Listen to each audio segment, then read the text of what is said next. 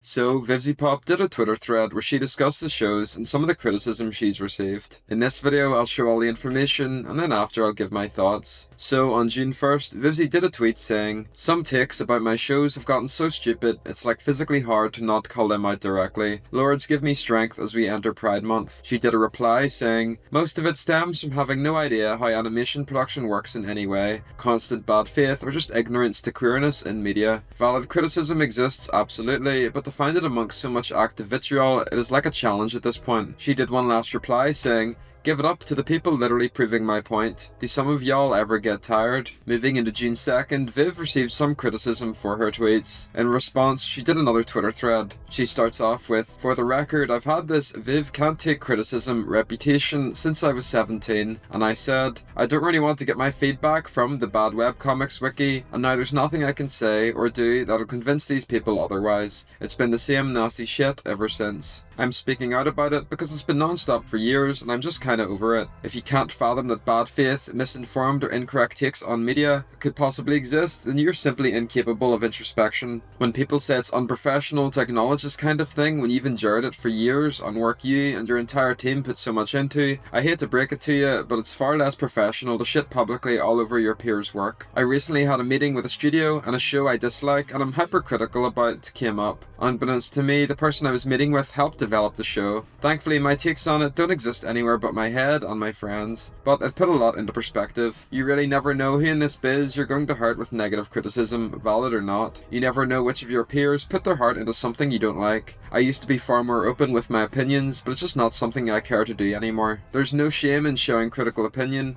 but there's a reality if this is an industry you want to exist in, and it's one I've just learned to be wary of personally. I've thickened my own skin to bad faith, yet I see so many people so fragile with their own opinions on media that a creator acknowledging that bad takes can exist without anything directly cited automatically makes them feel like it must be about them and their criticism. Why? Is it because deep down you know your criticism has basis in bigotry or ignorance or anger or hate? Cause I feel like if you assume it's about you, then yes, maybe it is. I'll say this. Criticism, for the millionth time, is a constant and important factor in the growth of art. We creators take it, we see it, we do our best to constantly improve. Everyone can and should be critical of media, and you can choose to be public about it. But criticism, like everything, can be subjective and some can challenge it. Some can criticize it, disagree, or disregard it. If you can't handle that, maybe you aren't fit to be giving it. Also, if you feel like you need to attack me over the faintest hint I might not be listening to your criticism specifically, well, congrats, you're in the company of people posting cat snuff videos at me for what I said. Maybe it's time you just accept you don't like my shows anymore and fuck off. For those who are critical but know what I said didn't apply to you, power to you folks for real. This thread is huge,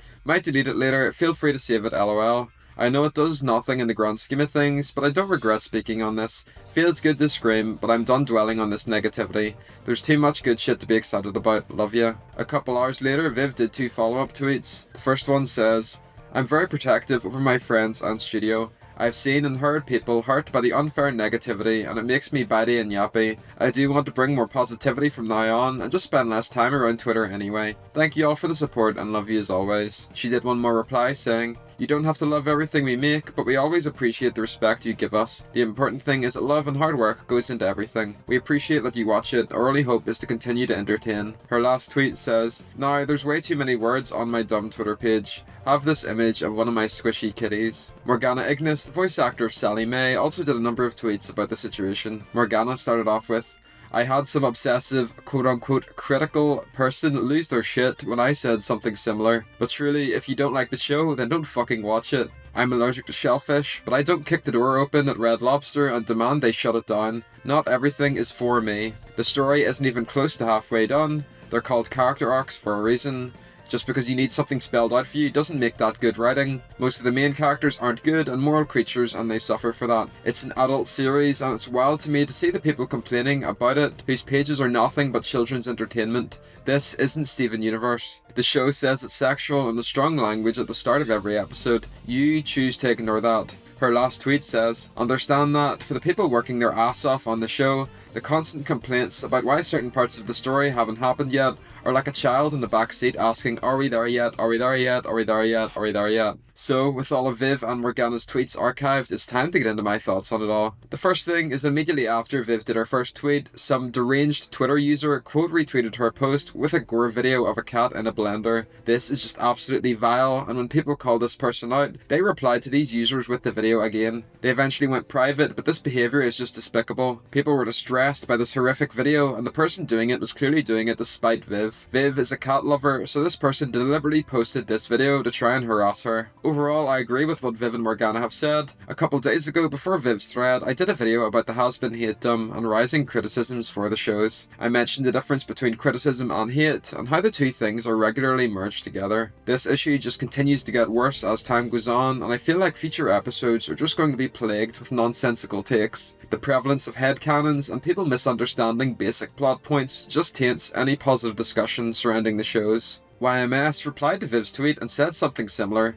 He said how if you respond to these bad faith criticisms, people say you can't take criticism. Similarly, if you don't respond, people will just call you out for ignoring it. This perfectly articulates the situation. You basically lose either way. Personally, I think that the best thing to do is to ignore the criticism. Like YMS and Viv said, although this is a difficult thing to do, it's probably the best option out of the two. If you respond, it just gives these bad faith individuals more ammunition to target you with. I can empathise with Viv's thread because there's legitimately groups of people that do nothing but shit on her, the team, and the shows. These people are the bad faith individuals which Viv is referring to in her thread. Viv mentioned this in her thread when she said that her tweets don't apply to the average critics, just the ones spreading false info. On the flip side, as I mentioned earlier, criticism and hate are easily misconstrued. I think it's dangerous for fans to outline any and all criticism as hate. For every bad faith criticism, there's always a thought-provoking, constructive one, which provides some nice feedback for the team. I think it's important that we talk about the legitimate ones while ignoring the bad faith ones,